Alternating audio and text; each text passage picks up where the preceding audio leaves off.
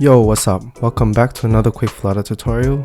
In this one, I'm going to show you how to create this grocery store app, and I made it a bit more functional with multiple pages.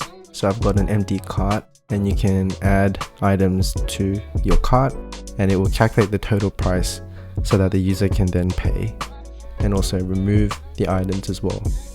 So let me show you how to do this by jumping into the code. Now I've opened up a brand new Flutter project, and first things first is to prepare some images or icons we might need. Now you obviously don't have to use these specific images that I chose, but if you do, I'm going to put this in my code below so you can access these assets. But I've got 4 images and these are going to be the 4 items for sale in our app. So open up your library folder and I'm just going to drag the images folder into the library. And so we're going to make sure to come back to our code and tell the pubspec.yaml that we're going to import some assets. So save that and close the file. And so, like I said, I've opened up a brand new Flutter project, and just to keep everyone on the same page, in my main function, I'm running my app, which brings us to this intro page, which I've got it in this pages folder. And this is just a blank scaffold, so you should just have a white blank app like this. So let's start to fill this out in the body of the scaffold. So I'm going to use a overall column. And just before we fill this out, let's make a bit of a plan. And so this is just the intro page. So at the very top, I just want a logo, and then I want some text saying we deliver groceries to your doorstep. And then we'll have a get started button at the bottom. So just starting with the image, let's put our avocado in. And I'm just going to use some padding here to control the size. And then let's just fill out some text at the bottom.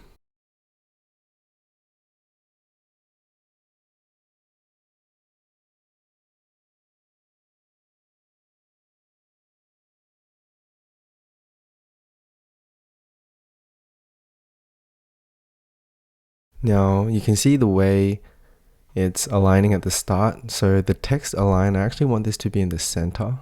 And let's make this bigger and bolder.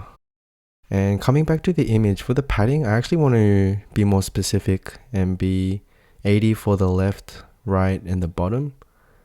And then the top can be much more bigger. So I'm just going to use these numbers to control how I want the UI to be displayed.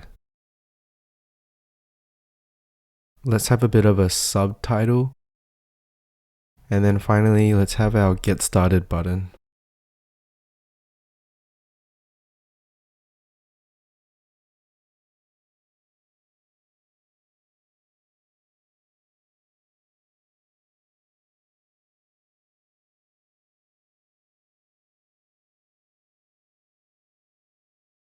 So I'm going to have to make my text color a bit white so we can see it.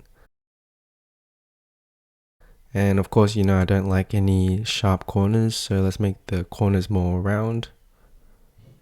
And one new widget I learned about is this spacer widget, which actually just kind of like an expanded widget, but it will just fill the rest of the space. If I put a spacer widget here, it will fill the space, but then I can put another one below it to kind of space this out evenly.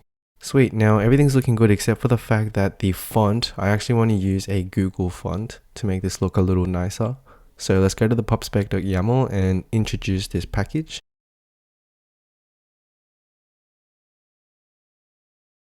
And so in the text style, let's change this to a Google font. And again, you can choose whichever font you want, but I already chose this particular one that I think looks nice. By the way, when you bring in the Google font, probably a good idea to restart the app. Sweet, so I can see the fonts applied there. Let's make the font size much bigger. And let's make it bold as well. Sweet, I think that looks a touch nicer. And for the subtitle, let's make this a bit gray, just to give a nice color contrast. And finally, for the purple container, we're going to add a gesture detector to this so that we can tap on this button. And then we can use the navigator push replacement to go to a different page. And let's go to the home page, which we haven't created. So let's just create that now.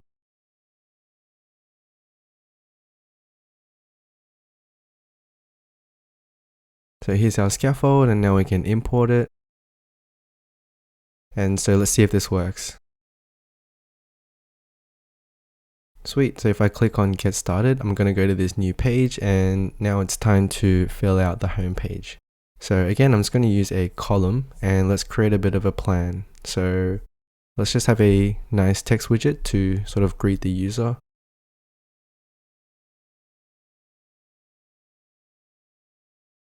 And then below the divider, I want to have a grid of shop items. So let's fill this out.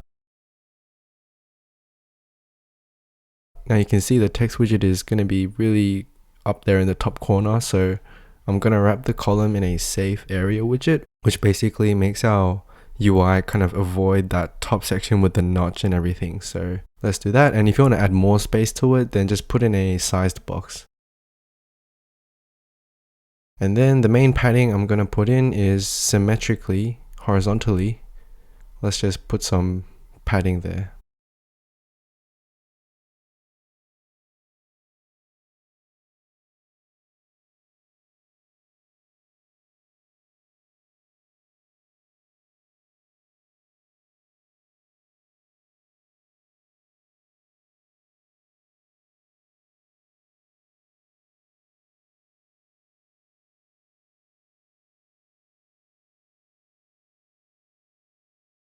And so for this text widget, I'm going to use the same Google font that we used earlier.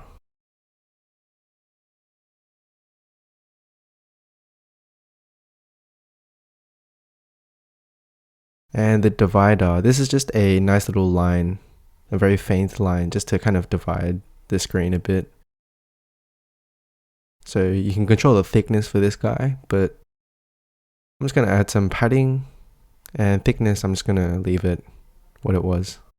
Cool, and then finally it's time for the grid of items that are for sale.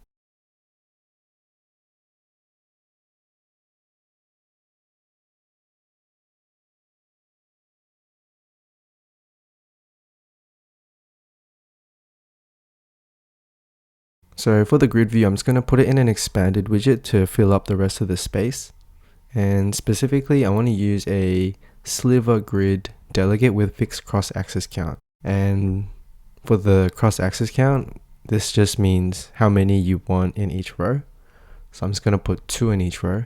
And for the item builder, we can return a grocery item tile, which is something that we are about to create right now. So in the library, I like to put these UI components in a separate folder called components. And so let's put our grocery item tile in this folder. So now we can come back to the home page and we can import this. And so this way we can keep our code nice and clean. Now for each item, let's think about what differs between the items. So the first thing is the item name, the item price, the image paths, and also it may be a color as well. So let's make sure to require this in the constructor.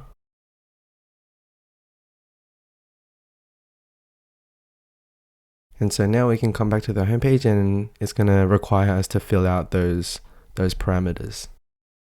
So now it's actually going to require us to create a model for the cart.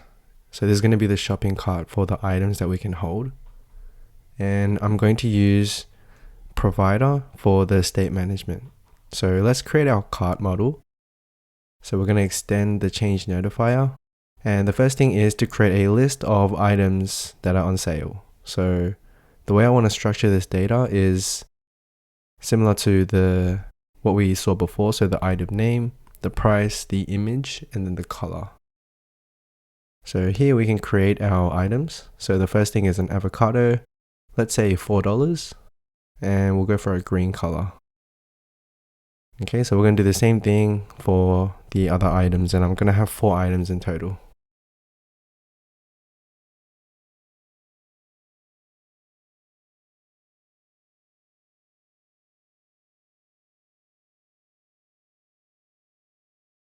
Cool. Then now let's create a getter method. So around our code, we can actually just say get shop items and just return this list. And so we're going to use provider, like I said, for the state management. So in the pubspec.yaml, let's just import this package. And if you don't know how to use provider, I can show you real quick now. It's actually really easy to do so. So let's actually comment out this grid for just a second and come to the main.dart file. And we're going to have to wrap our entire app with the change notifier provider. And so now we can give it our cart model, and the child, we can just give it our app. And so what we did is we can come to our grid now, and we can wrap the grid in a consumer. And so now we can actually consume the data. So we're going to return the grid view like before. And now when we have to fill out these parameters, we can access them through our value. So we can say value dot the shop items. And so that's the list of items that are on sale. And let's go to each index and go to the 0th one, because the 0th will tell us the name. For each index, 0 is the first one. So the name of the item. And so now we can just kind of go through all of the parameters here.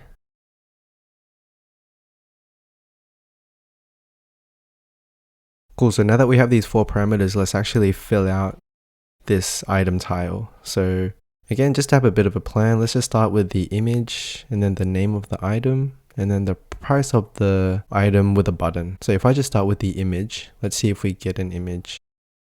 And it looks like we have an error, and that's because I forgot to give it an item count. Cool, so we can see that we have our 4 items there.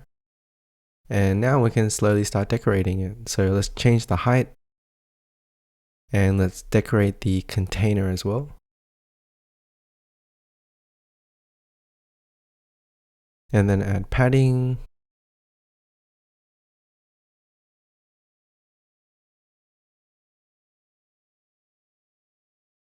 And make the corners more round. And we're just going to go through and fill this out now.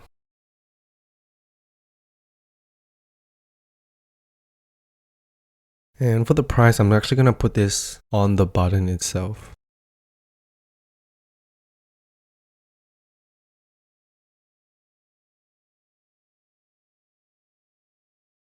Cool, and let's actually add a $sign as well.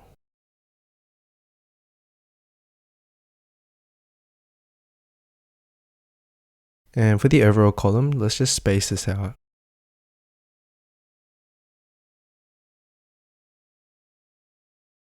Cool, now if you come back to the grid view, it's always going to be a square by default, so you can change this child aspect ratio to make it like a rectangle.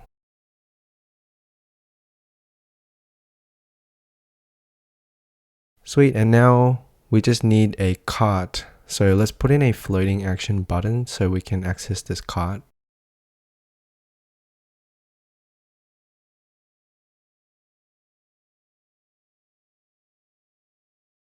And so if I press on this button, then let's just navigate to the cart page, which we haven't created.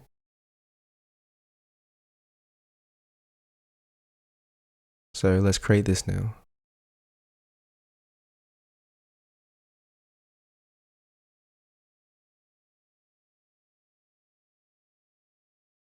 Okay, let's just see if we get there. Sweet, there it is.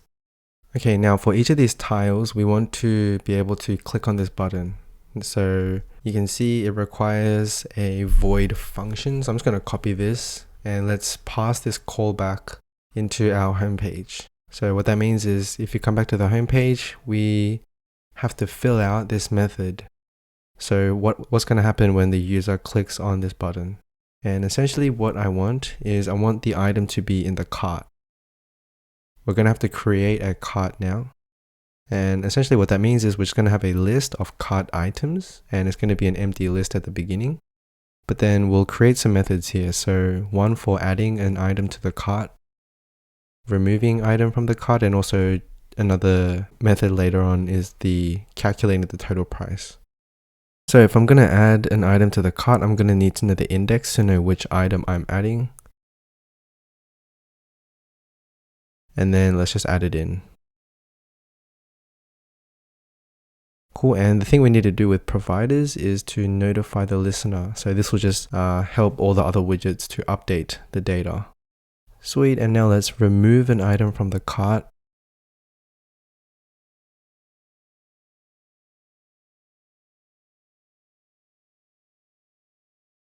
And let's just fill this calculate total price method while we're here. So for this one, I want to return a string.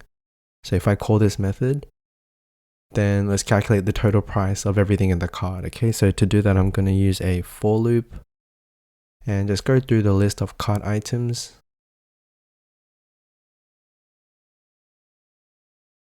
And just add it onto the total price.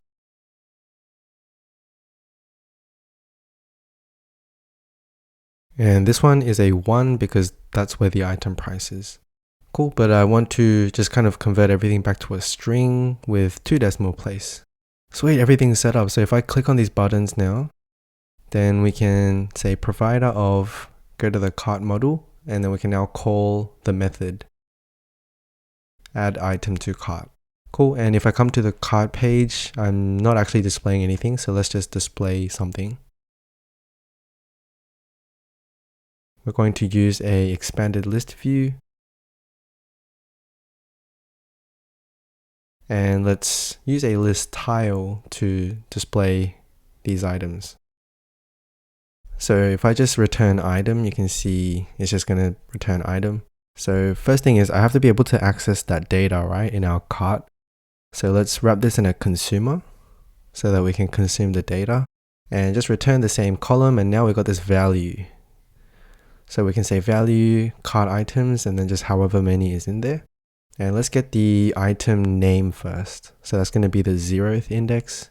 So let's test this out actually. So come back to the home page. I'm going to add a few items and sweet, you can see now we are displaying the item name. Cool, so let's decorate this up so it looks more realistic.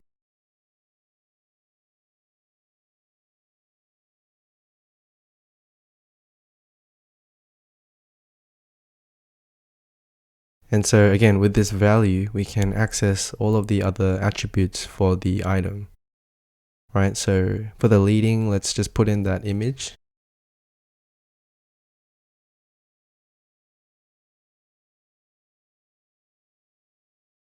And the subtitle, let's put in the price with a $sign.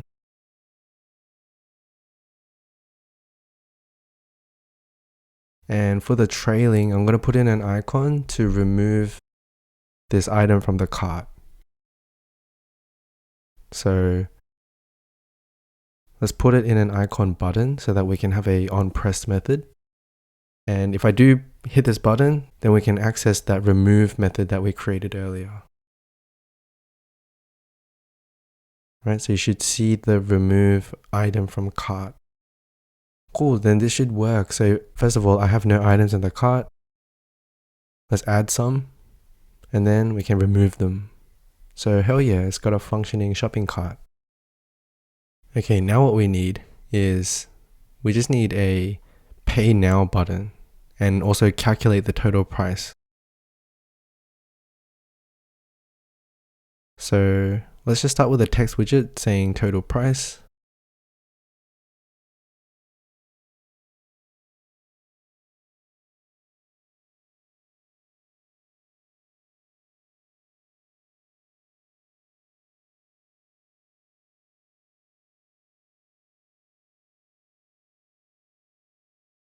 And under the total price, I want to display the actual price. So we can grab the value and calculate total. That was the method we created earlier. So you can see it actually works, 16 and 80, and then it will update itself even if you remove items from the cart, it will still calculate the total price again. Sweet, and now it's just a matter of decorating the UI. So I'm just going to clean this up real quick.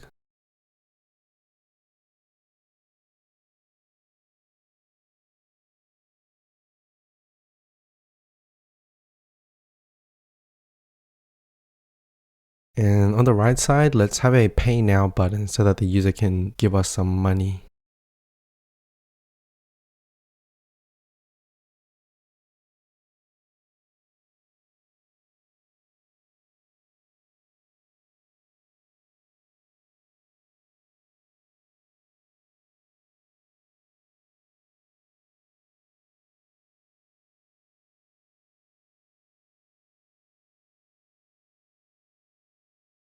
Cool, and that's pretty much it. That's basically what I had planned for this app. So just the ability to show some items in your shop, and then the user can add the items to their cart and also remove the items from the cart.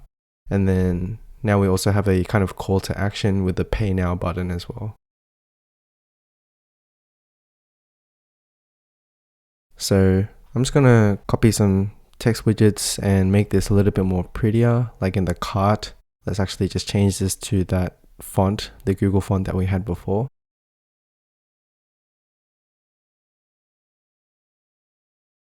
And I'm actually going to get rid of this app bar, make it transparent, elevation 0. And our icon was actually white, so I want to make this icon black. There it is. And so yeah, we have a little functioning shopping cart app. So I want to focus more on these sort of multi-page apps. So hopefully this was helpful and you learned something.